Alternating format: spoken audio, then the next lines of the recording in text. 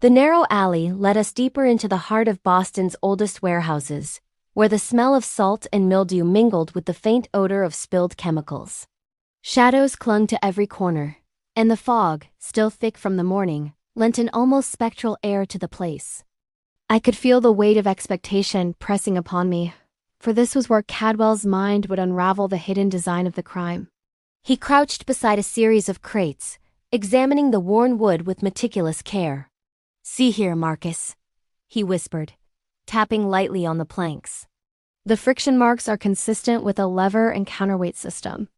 The thieves have not merely stolen these goods, they have studied physics to move them silently and efficiently. Remarkable ingenuity, but not flawless. I leaned closer, following his gaze to a faint set of imprints along the edge of the alley. "Footprints?" I ventured. "Indeed," Cadwell replied. "But notice they are irregular. Not entirely human. One set belongs to a monkey, likely the same one that accompanied the parrot.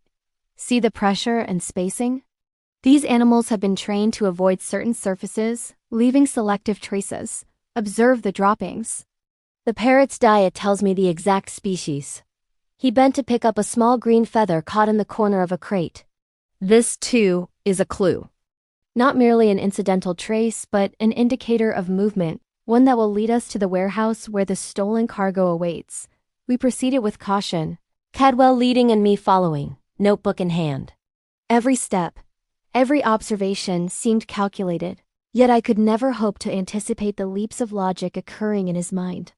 He paused at a shadowed doorway, crouched and whispered, "Listen, the sound of ropes. Pulley cables stretched taut. They are here, Marcus, moving the crates again."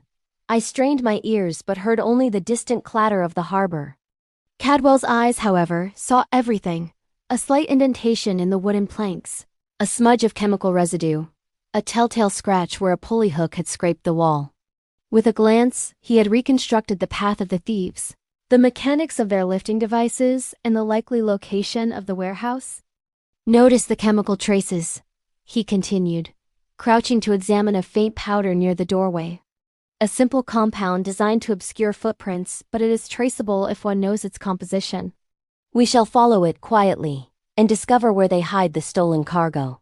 As we moved toward the hidden warehouse, I could feel the tension in the air. Every footstep, every sound seemed amplified in the fog-laden alley. Cadwell paused at the corner, peering through a crack in the wooden door.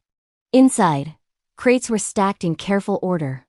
Exotic birds fluttered nervously in cages, and the faint smell of rare chemicals hung in the air.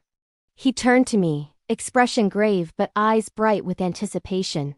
"Here, Marcus, is where observation, deduction, and science converge. Now we shall see if the criminal's cunning can withstand the full measure of reason." And in that moment, I knew we were close to uncovering not merely a theft, but a carefully orchestrated plan, one that would test every ounce of Cadwell's intellect, and every instinct I had yet to learn. The air grew still, the silence broken only by the nervous shifting of caged animals, and the distant, rhythmic lap of water against the docks. Cadwell's hand rested on the cold iron latch of the door, his posture a study in patient readiness. He was a predator on the hunt, not for flesh and blood, but for truth. The warehouse before us was not just a repository for stolen goods. It was the final act of a complex play, and the curtain was about to rise. I held my breath, my own senses sharpened by the proximity to the unseen culprits. The faint, sweet smell of the chemicals was stronger now, a clue in itself that we were at the very heart of the operation. Each detail Cadwell had pointed out, the feather, the footprints, the scuff marks, now aligned in my mind, forming a chain of evidence that led directly to the spot. His methods, which often seemed so abstract, were materializing into a tangible reality. The warehouse wasn't just a location. It was a conclusion, the logical endpoint of a series of deductions that had begun miles away. I looked at Cadwell, his profile etched against the dim light filtering through the cracks in the walls. He was more than a detective. He was an artist, and this crime scene was his canvas. The ingenuity of the thieves was indeed remarkable, but it was being met with an intellect that saw patterns where others saw only chaos.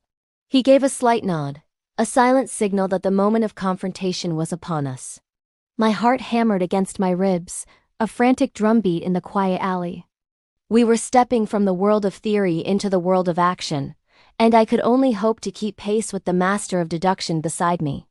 The story of the warehouse was about to be told, not by the thieves who had written its first chapter, but by the man who was about to write its last. Thanks for listening, and be sure to follow for the next part of the story.